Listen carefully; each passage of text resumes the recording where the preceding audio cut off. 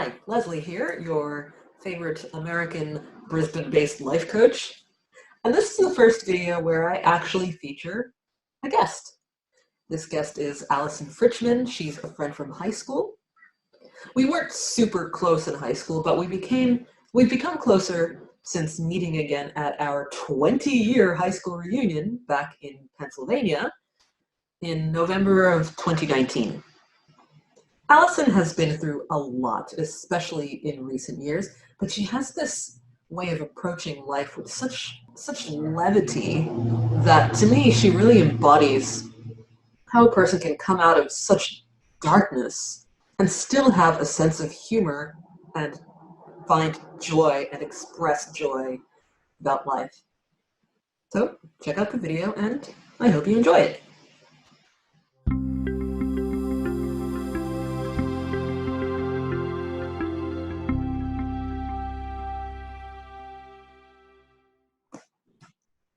All right, Allison, how you doing?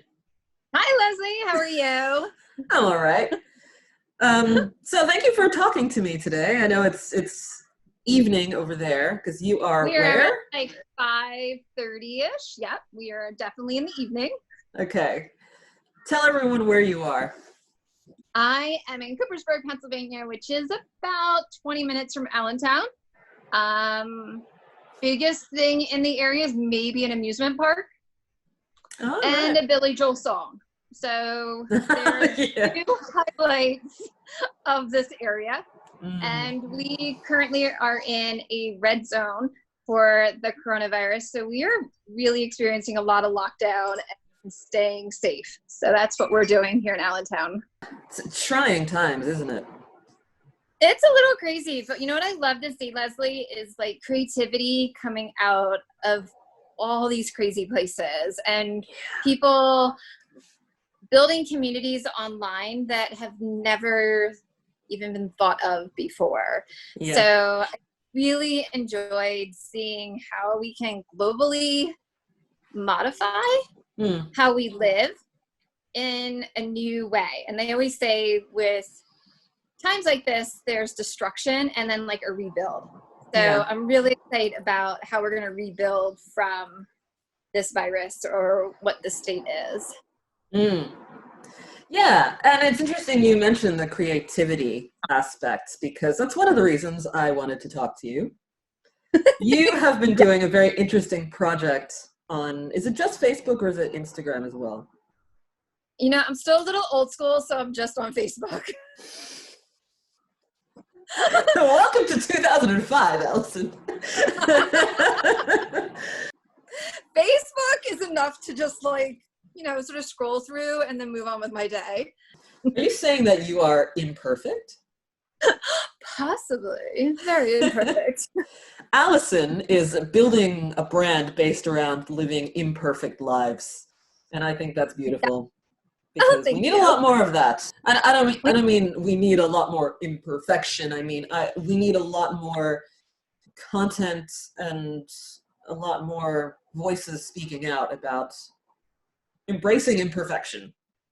Yes, we definitely need people talking about that lives are not perfect and we embrace all of that imperfection and how we manage it. And so I'm a mom. I do not live a perfect life.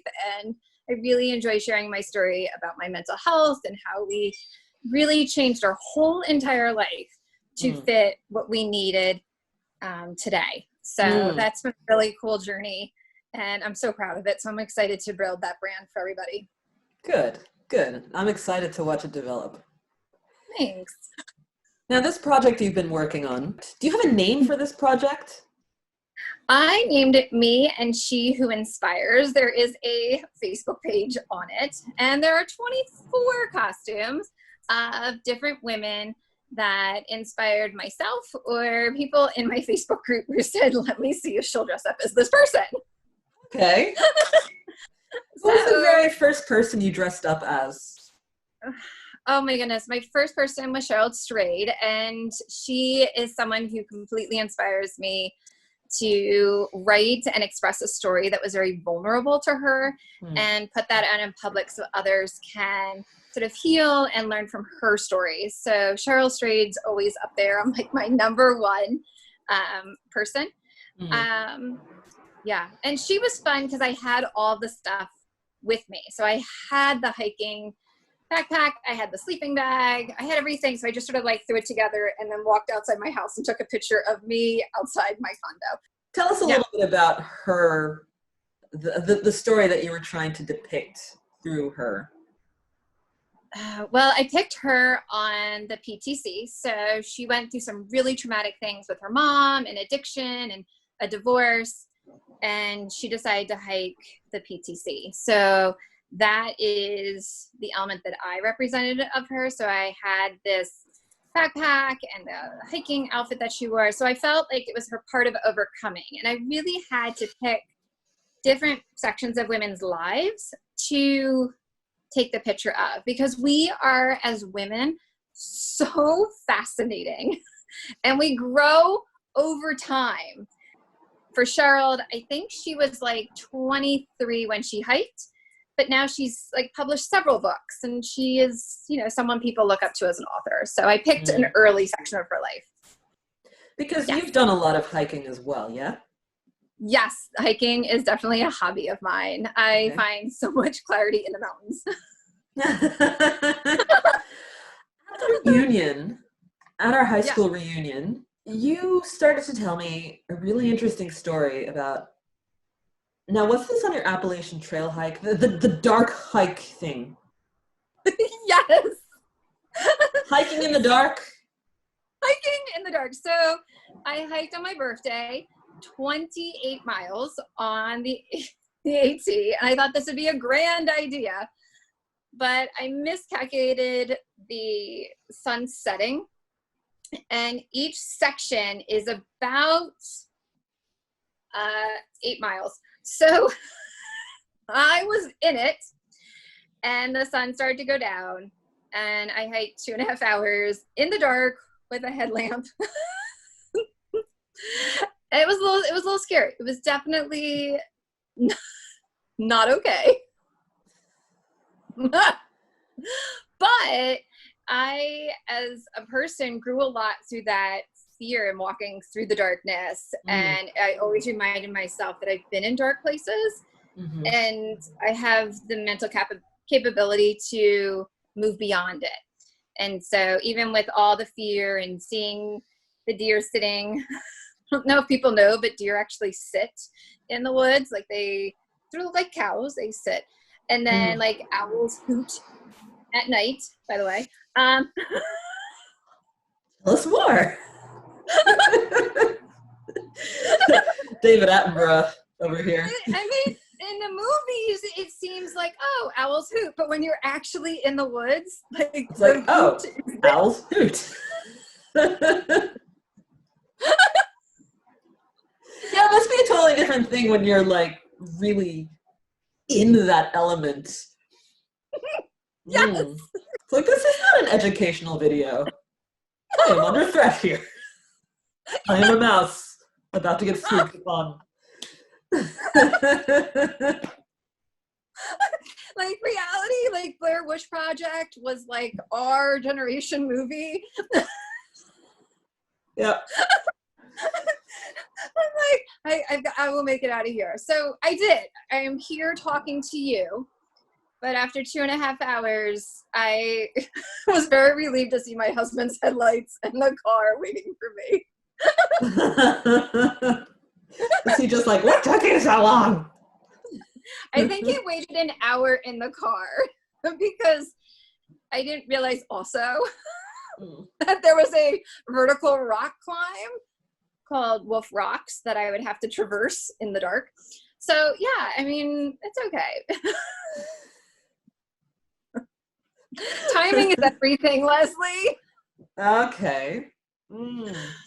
Yes, but I did that before the high school reunion. So, you know, you grow when you step through fear.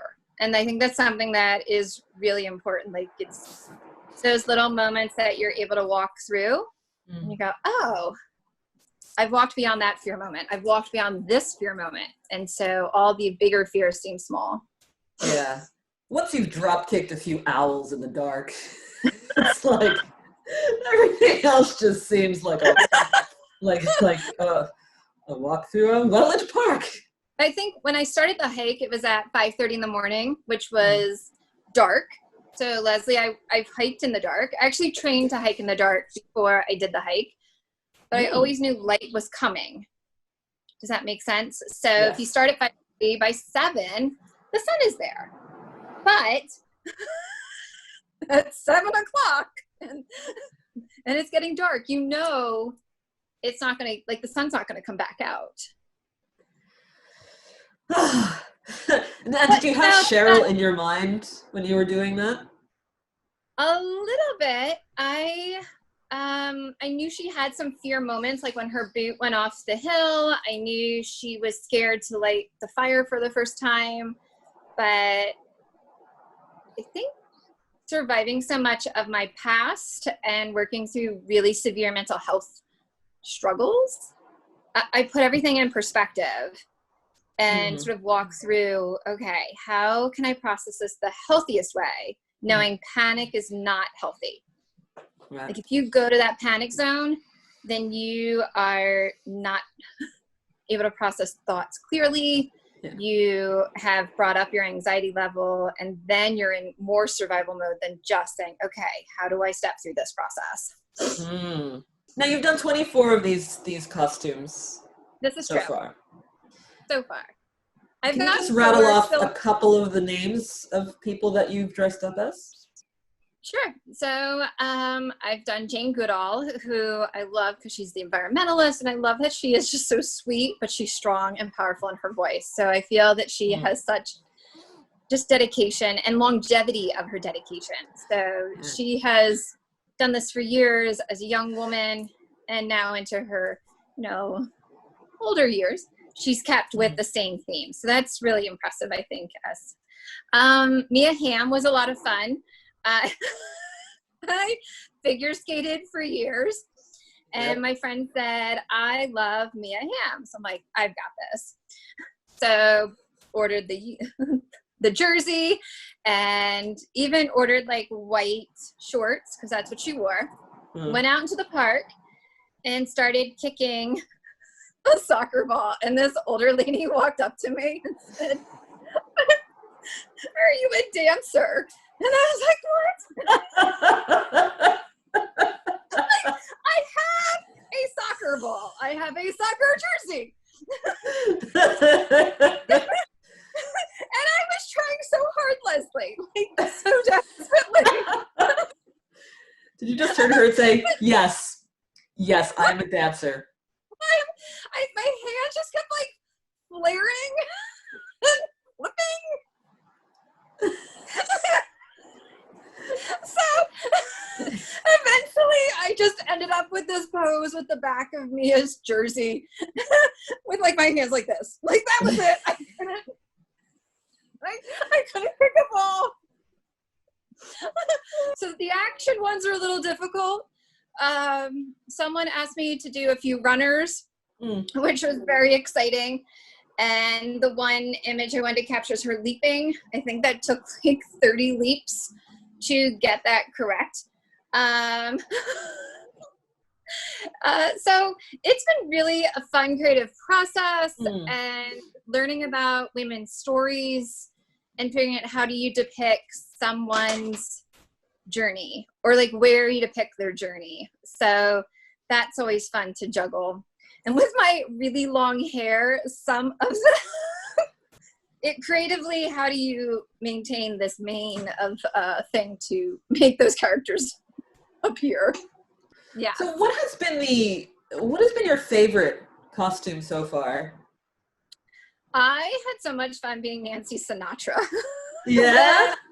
Yes, that was my favorite because I'm almost 40, Leslie. We're just going to drop that right there. We're going to drop that I am almost 40, and to put on 39, represent, almost there. Like to put on this little mini skirt and feel sexy and empowered at the same time was such a fun character portraying. And her piece is so iconic that so many women, when they even hear that song, "These boots are made for walking," everyone's like, she's got it. Like she, you just want right? to strut when you hear that song. Oh my gosh. And I'll be in the supermarket and just be like,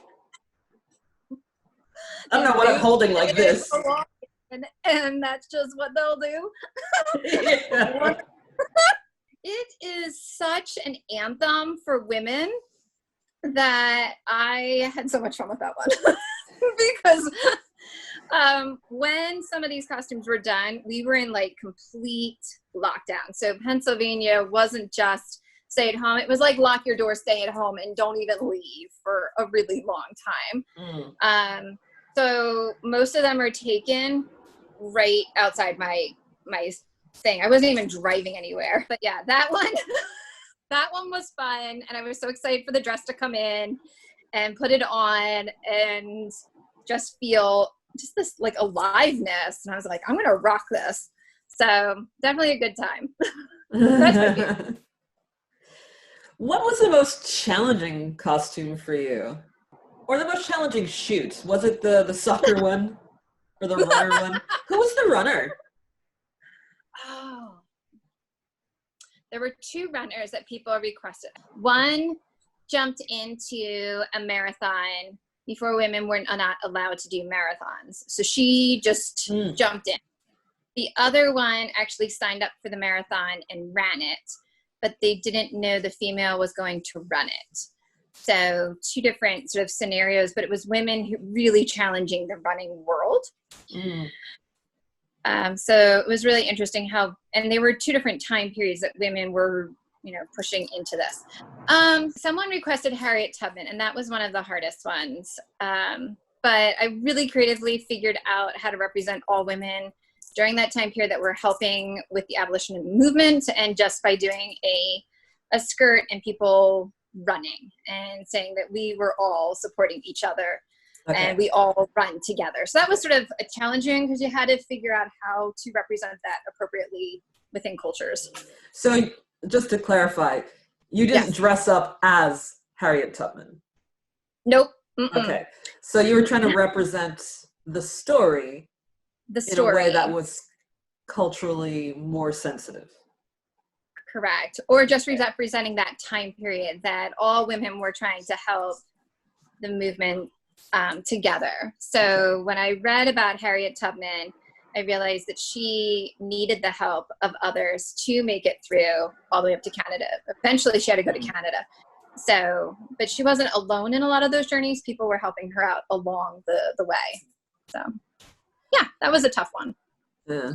So Harriet Tubman, you mentioned Frida Kahlo as well before. Yes. As someone who, I as a request you received. Yes, and I haven't done Frida either. I started realizing when I was putting different characters on that I was portraying their story. And Frida is one that is she struggled a lot and there's a lot of pain. So even before thinking of the cultural challenges of being Frida, a lot of her art and her story is painful. So when you dress up with someone and you spend 3 hours getting yourself ready for that character, you have to embody that person. So you don't really just say, I will be this person. You take on their story. And so you don't costume yourself as women from different cultures. No. And you don't costume yourself as women with stories that are too challenging for you to address, correct? Correct. Yep. Okay. Are there any other examples of women that you would not dress up as? Well, that one's really hard. I think we've talked about this before, is anyone who's caused pain to others. And so that one is really hard. So either they've had a lot of self-pain, either in their story, or someone who has inflicted pain onto other people. That's just really difficult for me to even comprehend, hurting another human or another animal. So Those are really challenging. So no Eileen Warnos. No, probably not. No serial killers.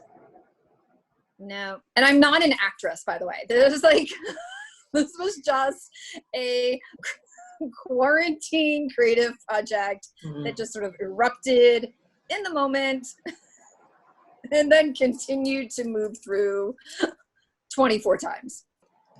With the 24 women that you've already depicted in costume form, is there one whose story you feel you can relate to the most? I'm going to go back to Cheryl, but because I think Cheryl's story was so alive with overcoming. Some of the other women have stories, but it's not one that I related to because that one was more current. One of my favorite people is Eleanor Roosevelt. I collect her books. I have her quotes on my wall. So Eleanor is definitely, but she's like 1940s, 1950s. So her story is older, but I love her ability to be compassionate for others, to walk in groups that she challenged. She was highly involved in the United Nations for human rights activism. So she has so many things that I look for in someone who's empowered and like leading women forward. Yes. When I buy books, this sounds crazy. Are you ready? So when I buy books, Leslie, I look in the back and see if Eleanor Roosevelt is indexed. I'm not joking. That is amazing. That is amazing. I will flip to the back and see if Roosevelt, Eleanor is in the back. And I'm like, that's a good one. If it doesn't have it, I'm like, nope, sorry, not gonna read it. But I am having so much fun. Is there anything else you want to talk about, or what are you thinking? I'd really love to dive into your current level of badassery. You've been through a lot. I remember when I saw you at the high school reunion, you were one of the first people I saw. And I was like, it's Allison. That's a nice dress. La la la la. Tell us about the dress. The red dress, yes. That is illustrative of your badassery. Okay. Woo. We'll do a spin move. That was the spin move for everybody. Yeah, the high school reunion was very interesting. I'd have to say a month before, I was like, no, not gonna do that. And then maybe 2 weeks before, I kept getting requests. I'm like, I don't know about this. This is the high school reunion. Finally, I somehow convinced myself to go.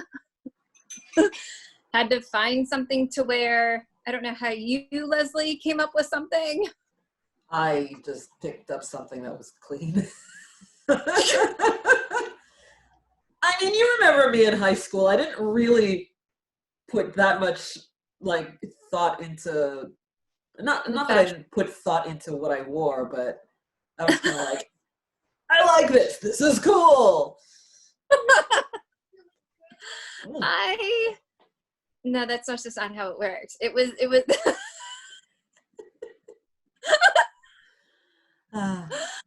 I went on Pinterest and I'm like, high school reunion outfits. And I'm like, well, I don't know. And then eventually I decided to go shopping and found this adorable red dress and said no at first. And then decided, yeah, that was the dress I was going to rock out at the high school reunion. I also had, I styled a medical boot to the high school reunion because I had surgery maybe 2 weeks before.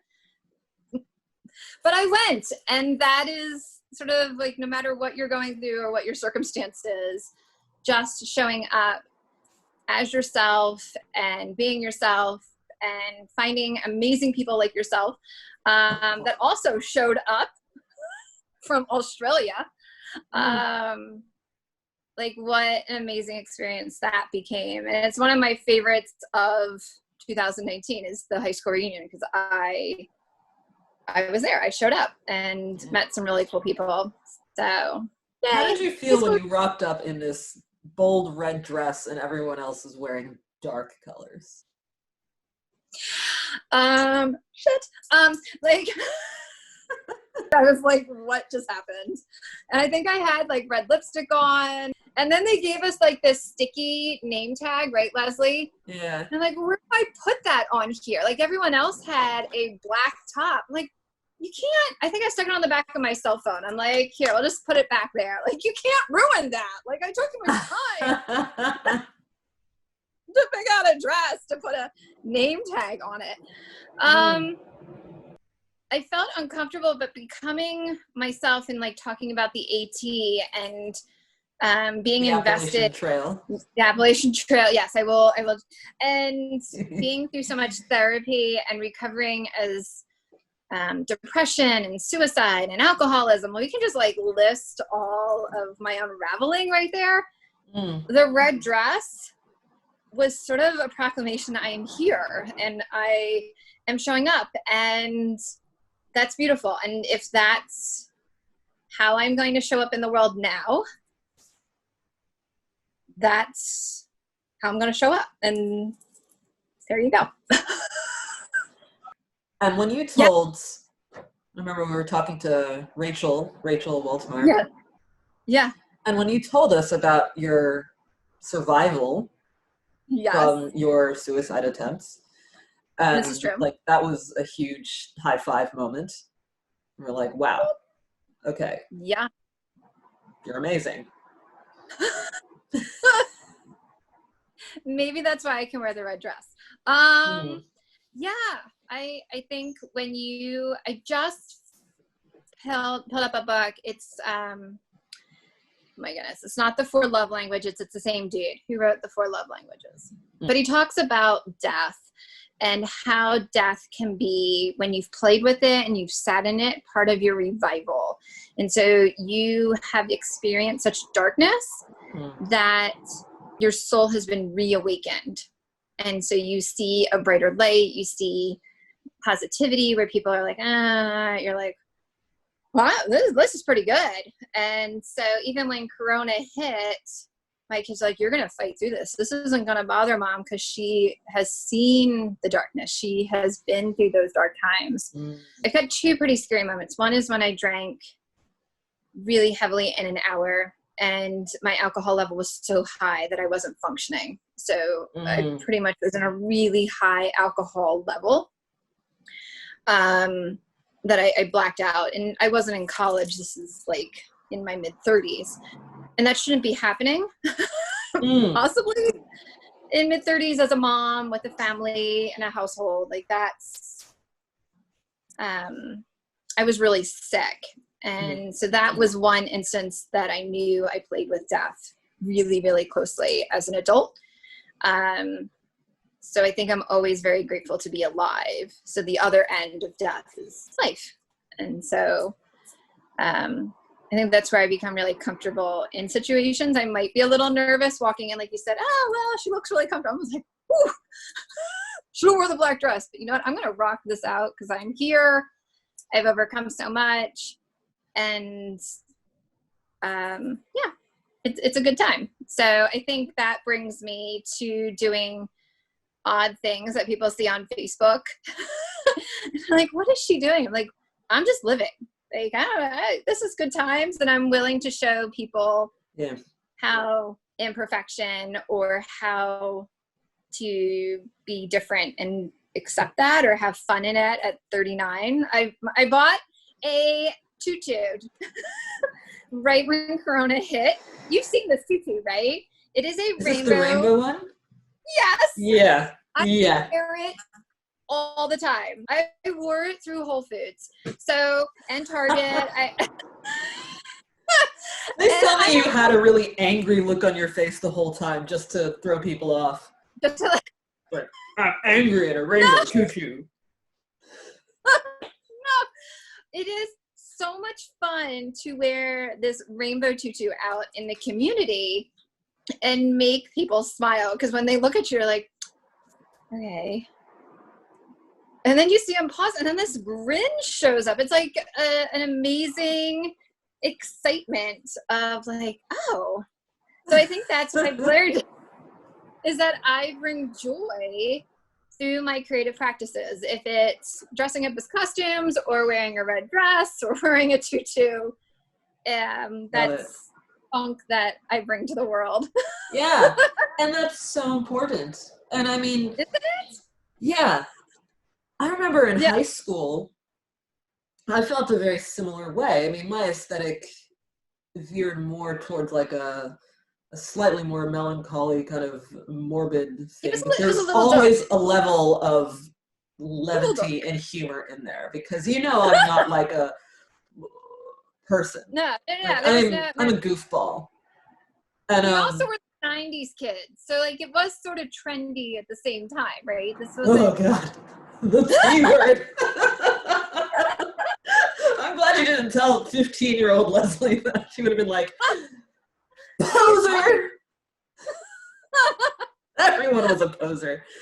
No, but that's the thing. It's like, that attitude is something I've taken with me, like, all over the world. Just that kind of response that you get from people. Yes. With that very subtle, impactful reminder that, like, let's not take this shit too seriously. No. It's really something. I will admit, I'm not sure if I appreciate the tutu around my waist. Tutus, they definitely have a flair point to them. I don't know how to describe this. Right. Right. I do like the tutu. The tutu is a lot of fun. It's good times. And if you can see behind me, I put up some spots, and they are also quite interesting. It's sort of Dr. Seuss is our house. Love Dr. Seuss. Best Dr. personal Seuss. development book I've ever read was a Dr. Seuss book. Okay. And which one is that, Leslie? I had trouble in getting to Sola Salou. It's been my favorite book since I was a kid. But it's all about this little character going to this land of Sola Salou, where they never have troubles, at least very few, because he has so many troubles. Yeah. Traveling to Sola Salou to get away from their problems and all the problems that they encounter along the way. But then they get to the door of Sola Salou, and they're like, okay. Oh, finally, I'm here. But there's a doorman, and he says that I can't open the door to Sola Salou, to the city, because inside the keyhole, they have a key-slapping slipper. So every time they try to put the key in the keyhole, this little slipper comes and just slaps it away. What? Yeah, so that's this other barrier between this character and the land where they never have troubles, at least very few. But then... very few. Yeah. But then he can't get in. So the doorman says, come with me to the land of Bula Boo Ball, where they never have troubles. No troubles at all. And this little character, instead of following this doorman to this land where they never have troubles, he decides to go back to his hometown and face his troubles. And then, like, the last scene in the book is him with a giant baseball bat, ready to take on his troubles. I was like, yes! So it's not about escaping to a land where there aren't any problems. It's about developing the wherewithal to combat those problems through violence. Through violence, right back. Yes. I will battle you with a bat. Yes. Okay. Maybe not the violence part, but yeah. My favorite Dr. Seuss book is Horton Hears a Who. And so that is how I think through some of my community work and things that I've heard that most people don't hear. Horton hears voices that no one else hears. And it's until those community or that problem or that situation comes to light and is heard, and others can hear it, and how much people react or characters react to something they don't know, or like that unknown of the speck. So it's one of my favorite Dr. Seuss, because Horton holds so much faith to the spec and what he hears. And then everybody else is questioning his faith and his spec. And so I've gone through some life things with my own kids or life, and I'm like, hold on to the spec, hold the spec, please. And everyone's like, I don't hear what you're talking about. And I'm like, please listen to the spec. The spec tells you. That's beautiful. And eventually when the spec, is heard, people can understand the unknown. And that can be with mental health. It can be with different issues globally. It can be within a community of people, but only certain people. And I think that goes back with some of the women who I held their roles as. They heard specs, and it was their voices, and all different voices. Like Jane Goodall is a very quiet talker, to Eleanor, who was more of a public speaker, to Mia Hamm, who was a soccer player. All those voices heard specs and brought forward that story. And many people would tell them that that story isn't so, or not valued in society or within that community. And it was until they heard the spec themselves that they responded. Well, actually, I'd like to wrap it up with, you're writing a book or something, aren't you? I am working on a book. Wasn't that a beautiful way to say that? Like, you're writing a book or something, aren't you? Tell us about it. Sure. It is a book. I call it hold on. I've been working on this, Leslie, just to get it sort of formalized. I call it A Perfectly Messy Female. And I've already designed the cover as this female just juggling life and all of the things that she is trying to hold together. Almost like a Statue of Liberty, but a chaotic Statue of Liberty. Because and probably behind on this cover will be just places or things that she has walked through in some type of crazy mosaic, because I think we're all pieces of our story, and it's how our story builds this whole story, and we're always transforming. So I call it A Perfectly Messy Female because I feel that, well, I burn cookies, and I am typically lucky. Okay, I gotta shut this thing down. You burn cookies? Pretty consistently, that my kids will say, Leslie, Mom didn't burn the cookies this time.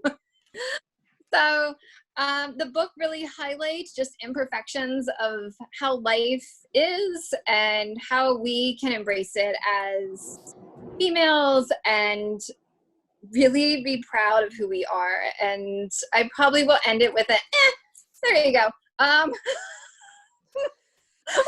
Just be chapter 21. Just think of you shrugging. There's my story. Hope you enjoyed it. So the book almost has two parts. It's sort of interesting. The first part is my personal journey through PTSD, mental health, and my recovery. So that's sort of part one. And then part two are the lessons and strategies that I have learned to overcome some of the stuff that I have been challenged with. And then in that part two, because I'm a teacher, I have little writing exercises so you can sort of follow along. I didn't feel like you needed to buy a second workbook. So everything's sort of nice and compact. Yeah, but I'm excited. I'm really willing to share photos and documents of my journey. So people should really enjoy that piece of it. So you'll feel you get to know me and my story. So that's sort of cool. I guess so. Maybe. Well, I look forward to reading it. If you need any test readers. Ooh, some beta readers. That would be really fun. That would be a great time. So hopefully, I think it's 2 months it should be wrapped up, at least in rough draft format. So if you've enjoyed the conversation and sort of what we talk about, it should be a good read. I definitely wanted to have this, maybe the pages need to be imperfect that the numbers don't align or something. Just some random Like, just publish it unedited. put it out there. Ah.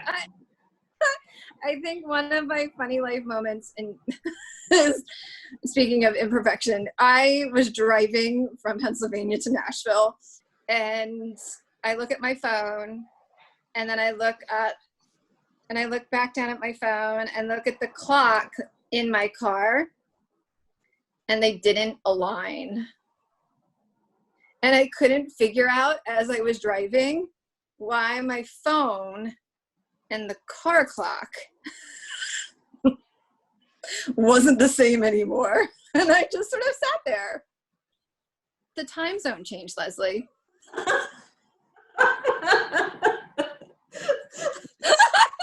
Like, what is this? What wormhole have I entered? Living in a twilight zone for a good 20 minutes. But I didn't have the courage to call anybody because I couldn't figure out this problem. And then I heard the radio come on and they said the time, and I'm still puzzled. Yeah, because then like my map time changed. Also, like it moved my my end time forward. So I like progressed an hour, but I didn't go anywhere.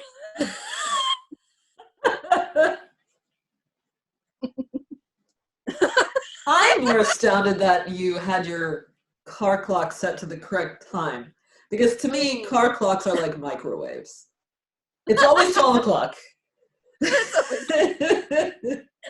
I think this car had one of those like circle ones that like, like it was like a pretty, not a digital one. It was like a normal Analog? Yes, an analog clock. So it wasn't like, Leslie, it really sat and I just looked and I'm like, I just don't know what happened. So if you enjoy sort of stories of wonder and puzzlement of like what just happened. Life's everyday mysteries. Everyday mysteries. Yeah. Oh! Where the digital meets the analog. Edit this Chaos out, Leslie. ensues. Like, what just happened? Oh! That can be your last page of your book. Wait, what just happened? Yes, that is the final sentence of what just happened. I think actually one of the titles was WTF. See, one thing that I just love about you is having such a level of humor about some really, having been in some really dark places. And Yeah. like still coming out smiling. And when this coronavirus thing hit and a lot of people were like, okay, everyone just stop and do nothing. You're like, I'm not gonna stop and do nothing. I mean, This is the time to do it. yeah, I mean, that was the approach that I took. Like, I could really understand where a lot of people were coming from, saying, like, you know, it's okay not to be productive, just rest.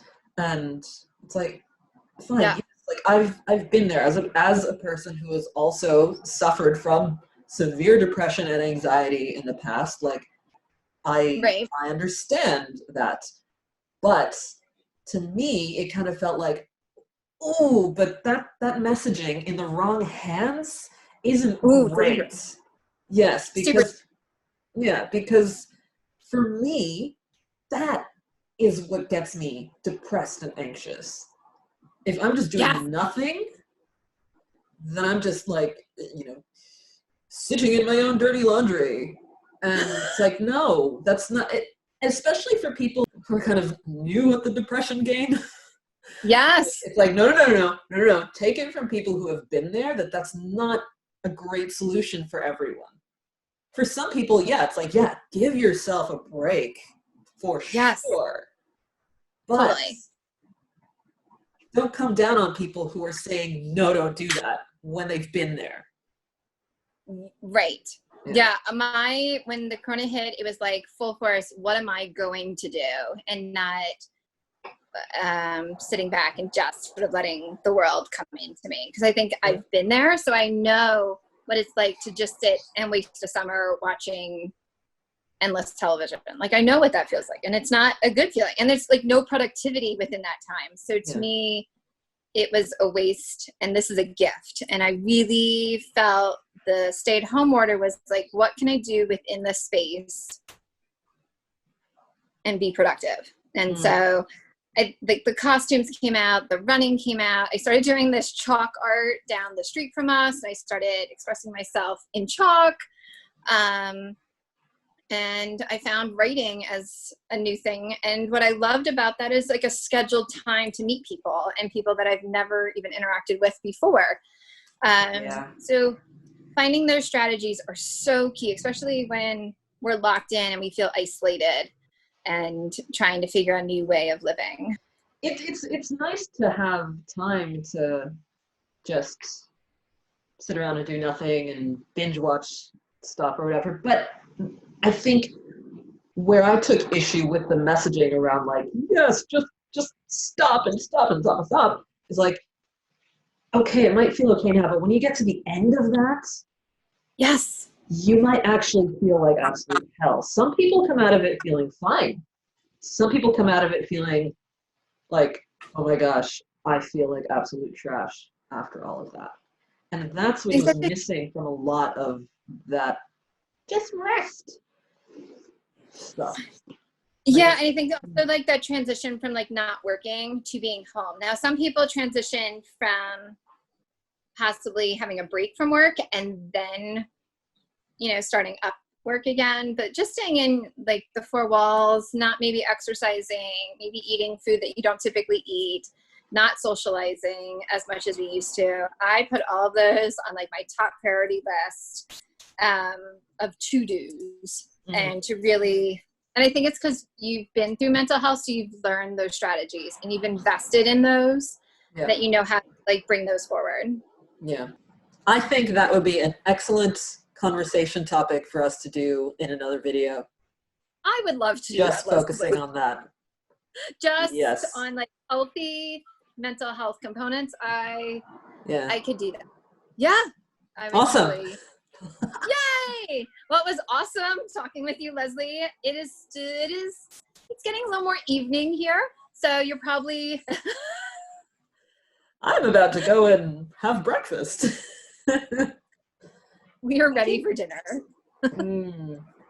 Dinner. Enjoy dinner. Chew carefully. Yeah. Trust me, I'm a life coach. Is that part of the life coaching, to chew carefully? Chew carefully. That goes for life as well. Don't try to swallow it all in big gulps. You might choke. I'll do it. If I become a life coach, smile more. There you go, Leslie. We'll see you, Leslie. It was awesome talking. Yes, thank you so much, Allison. Always good to catch up. Yes, bye. Bye. Allison is amazing. She's so delightful. I can't wait to read her book when it's finished. We are going to do more videos together, and I definitely want to do more conversational interview type videos like this with other people. So if there is a topic that you would like me to explore with another person, leave me a comment, find me on my socials, send me a message. And if you have some challenge in your life that you are working on navigating through and you want more direct assistance with that, go to my website, leslievcoaching.com, and book in a free life coaching consultation with me. Also, please give this video a big thumbs up if you thought it was helpful or interesting in any way. And don't forget to subscribe to my channel for more content relating to personal transformations, relationships, and navigating major life choices. All right, have an excellent week, and I will see you in the next video.